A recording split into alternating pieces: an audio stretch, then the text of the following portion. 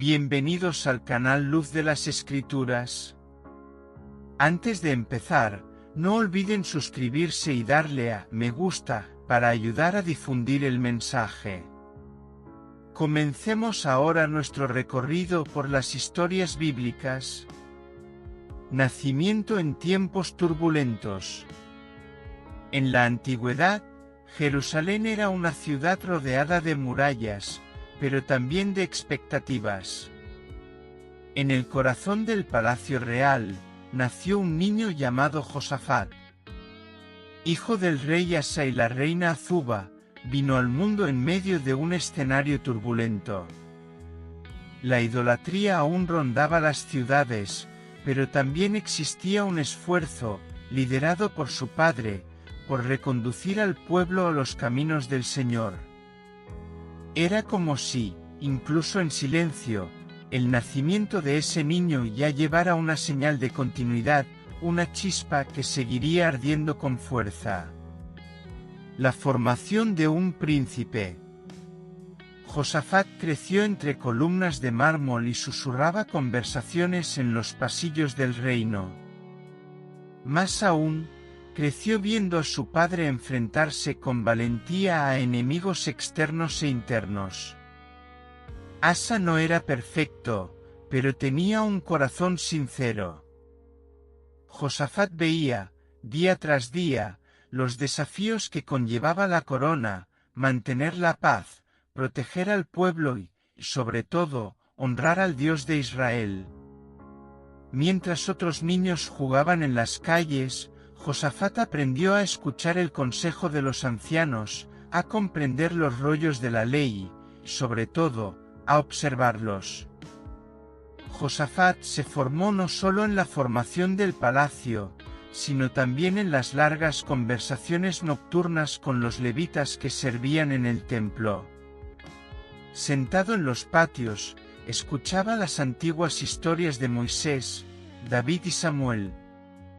Cada historia despertaba en él no solo admiración, sino un creciente deseo de ser más que un simple heredero. Quería ser recordado como alguien que caminaba con Dios. Sus ojos, aún jóvenes, ya buscaban más que la gloria humana, buscaban la sabiduría que no se podía enseñar en las clases formales. El palacio estaba lleno de sombras políticas, disputas veladas y sonrisas llenas de intenciones. Josafat aprendió a desenvolverse en estos entornos con discreción.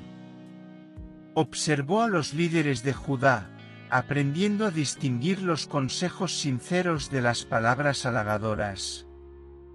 Y en este proceso silencioso, su discernimiento comenzó a aflorar. Comprendió desde el principio que un rey necesita oídos atentos más que palabras precipitadas. Para él, escuchar se convirtió en una herramienta de liderazgo incluso antes de ascender al trono. Entre los guardias, sirvientes y escribas, Josafat no era solo el hijo del rey. Era el joven que hacía preguntas difíciles, que se detenía en los rollos de la ley, que prefería el silencio de la meditación al bullicio de las fiestas. Había algo diferente en él, un espíritu que anhelaba la verdad. Cuando Asa enfrentaba crisis de fe o recaídas en el orgullo, Josafat aprendió del contraste, vio cómo el celo se perdía con pequeñas concesiones, y cómo la firmeza espiritual era la verdadera fuerza de un líder. Y así, día tras día, el joven se convirtió en un hombre. No fue con espadas ni decretos que comenzó a reinar, sino con humildad, con los ojos abiertos y un corazón receptivo a las cosas de Dios. Su trono se preparó primero en su interior, como quien construye un altar antes de alzar una corona. La formación de Josafat fue lenta, profunda e invisible para muchos, pero visible para el cielo. Azuba, la madre que forma reyes. Azuba, su madre, era firme en su fe. No le impresionaban el oro ni las apariencias. Sus ojos siempre estaban atentos a lo que sucedía en el alma de su hijo. A veces, una sola mirada suya bastaba para aclarar sus pensamientos. Había una fuerza invisible en esa mujer, de esas que moldean reyes sin necesidad de alzar la voz. El llamado del destino. Pasó el tiempo y Josafat creció. ¿Y cómo crece quien sabe que un día el destino llamará a su puerta? No solo corría sangre real por sus venas. Era un legado de responsabilidad, de propósito. Y entonces, un día, como una noche que termina de repente, llegó la muerte del rey Asa. Y con ella, la pregunta que flotaba en el aire: ¿estaría listo el niño que lo había visto todo de cerca para asumir el trono? La corona y el peso de la expectativa.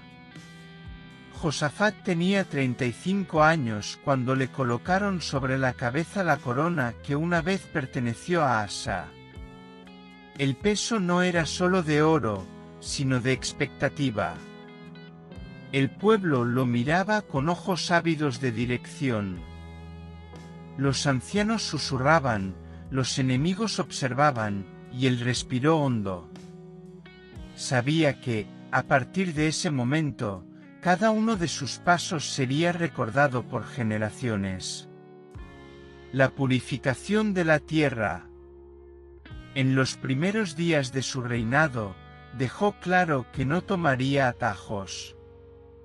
Rechazó las costumbres paganas que aún sobrevivían entre los callejones y las colinas, quema tras quema, altar tras altar. Ordenó que todo se limpiara. Era como si estuviera barriendo el polvo que el tiempo y el descuido habían dejado entrar. El pueblo se sorprendió al principio, pero pronto se dio cuenta: este rey no iba a jugar a reinar.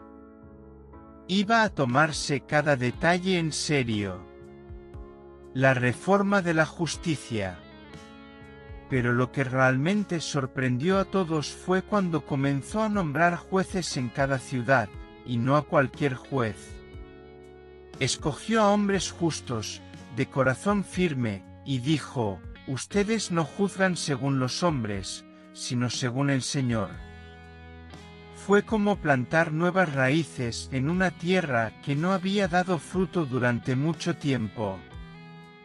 La palabra que se difunde. Josafat quería más. Y no era más poder, sino más verdad.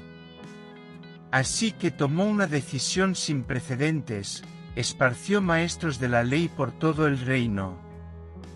Levitas, sacerdotes y cabezas de familia fueron enviados, ciudad por ciudad, aldea por aldea, con rollos de la Torá bajo el brazo. Enseñaron con paciencia, verdad y amor. La palabra de Dios, que antes parecía lejana, comenzó a tomar forma en la vida cotidiana. Transformación visible. Los niños comenzaron a repetir versículos en las plazas. Los adultos comenzaron a ver el significado de las leyes.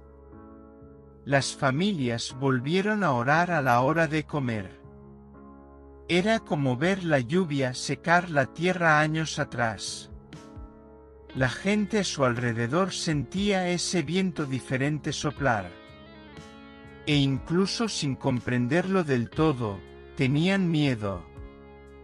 Sabían, de alguna manera, que había una presencia poderosa entre ellos.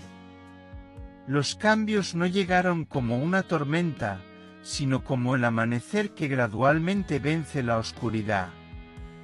En cada aldea, dondequiera que iban los levitas, dejaban algo más que solo enseñanzas que dejaron esperanza. La gente comenzó a comprender que las palabras de la ley no eran solo mandamientos antiguos, sino un consejo vivo para el presente. Los hogares volvieron a tener luces encendidas para las oraciones vespertinas, y los sabbats se convirtieron en días de reverencia y alegría, no solo rituales vacíos. En las escuelas, los niños memorizaban pasajes de la Torá con entusiasmo, e incluso las personas mayores, acostumbradas a las dificultades de la vida, se inclinaban ante palabras que antes consideraban lejanas. Las mujeres cantaban salmos mientras preparaban el pan, y los comerciantes comenzaron a pesar sus balanzas con justicia, temiendo al Dios que todo lo ve. Era como si una brisa suave y constante hubiera comenzado a despejar el aire pesado del olvido espiritual que durante tanto tiempo había cubierto el reino. La música también cambió.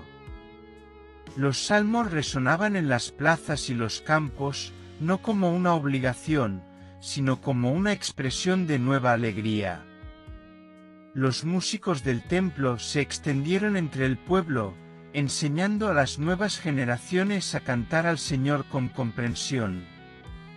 Incluso los pastores en las montañas, aislados de las ciudades, comenzaron a memorizar los cantos que oían resonar desde las caravanas. Había un nuevo sonido en Judá, el sonido de la reconciliación entre el pueblo y su Dios. Y lo más notable de todo era la paz. No solo la ausencia de guerra, sino una paz que provenía de adentro, fruto de la justicia restaurada y del reconocimiento de la presencia de Dios. Los enemigos de Judá, al ver a este pueblo transformado, dudaron en atacarlo. Sentían que había un muro invisible alrededor de su reino, no hecho de piedras, sino de fe. Josafat, sin empuñar una espada, había conquistado algo que muchos reyes nunca lograron, el corazón del pueblo. Una alianza peligrosa. Fue en este clima de paz y prosperidad que llegó una propuesta inesperada. Una alianza con Acab, rey de Israel. Un matrimonio entre sus hijos, Joram y Atalía. A primera vista, parecía inofensivo. Pero tras las sonrisas y las promesas, acechaba un veneno sutil. Josafat, quizás queriendo evitar el conflicto, aceptó. Pero esta decisión abrió una grieta en el muro de la fidelidad. La invitación a la guerra. Acab hizo la segunda movimiento, invitó a Josafat a la guerra contra Ramot de Galaad. Josafat dudó. Pidió consultar la voluntad de Dios. Acab llamó a sus 400 profetas, quienes le dijeron lo que quería oír. Josafat insistió, ¿ya no hay profeta del Señor? Fue entonces cuando llamaron a Micaías, quien declaró con valentía, si van a la guerra, no volverán en paz. La batalla y el clamor. Aun con la advertencia, Josafat continuó. En el campo de batalla, Acab se disfrazó. Josafat, con su manto real, se convirtió en un blanco. Los sirios avanzaron hacia él, pero en el momento más oscuro, Josafat clamó a Dios. Y Dios lo libró. Los enemigos reconocieron que no era Acab y se retiraron. La flecha del juicio. Acab, oculto, fue alcanzado por una flecha perdida, que se clavó con precisión entre las placas de su armadura. Murió lentamente, dentro del carro de guerra. La palabra del profeta se cumplió. El ejército de Israel se retiró y la guerra se perdió. La flecha salió de las manos de un arquero anónimo, uno de los muchos que componían el ejército sirio. No había un objetivo específico, ni un cálculo preciso, fue solo otro disparo en medio del caos de la batalla. Pero esa flecha tenía un destino. Voló sobre los escudos, atravesó el aire turbio de la guerra y encontró la brecha exacta entre las junturas de la armadura de Acab. Una herida invisible a los ojos humanos, pero escrita en los versos de la justicia divina. El rey de Israel, que se había burlado de la profecía, sangraba lentamente dentro de su carro. Mientras la sangre goteaba y manchaba el suelo del carro, Acab ordenó que lo alejaran del frente. Pero era demasiado tarde. Su respiración se hacía más superficial con cada bache en el camino, y la profecía de Micaías resonaba en su mente como un juicio ineludible. Había intentado burlar al destino disfrazándose de soldado raso, poniendo a Josafat en una posición de peligro. Manipulando los acontecimientos para aparentar control. Pero el juicio de Dios no se deja engañar por disfraces. La muerte de Acab no fue solo la caída de un rey, sino el colapso de una era de alianzas impuras, manipulación religiosa y resistencia a la verdad. Su cuerpo fue llevado a Samaria al final del día, y su sangre fue lavada en el estanque donde los perros lamían, cumpliendo cada palabra del Señor. El pueblo lo vio y temió.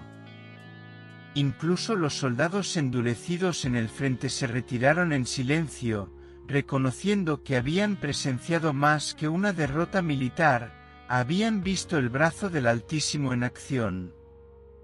Josafat, al enterarse de la muerte de Acab, sintió un escalofrío. No había alegría en su alma, solo tristeza. Recordó la advertencia de Micaías, el momento en que clamó por liberación en el campo de batalla, la misericordia que le había llegado por los pelos. La flecha que hirió a Acab también atravesó el orgullo de Josafat. Comprendió que el trono no lo hacía invencible y que toda alianza fuera de la voluntad de Dios podía tener un precio fatal. El regreso y la confrontación. Josafat regresó a Jerusalén con el corazón apesadumbrado. Sabía que había cometido un error al unir fuerzas con quienes no andaban con Dios. Y tan pronto como cruzó las puertas, Jehú, el vidente, lo confrontó con una pregunta hiriente: ¿por qué has ayudado a los malvados y has amado a los que odian al Señor? Josafat caminó en silencio por las calles de Jerusalén, bajo la mirada del pueblo que, aliviado, celebraba su regreso con vida. Pero en su interior reinaba la agitación. Las murallas de la ciudad no acallaron la voz de su conciencia ni el eco de la reprimenda divina. La alianza con Acab, hecha por conveniencia, ahora pesaba como una carga.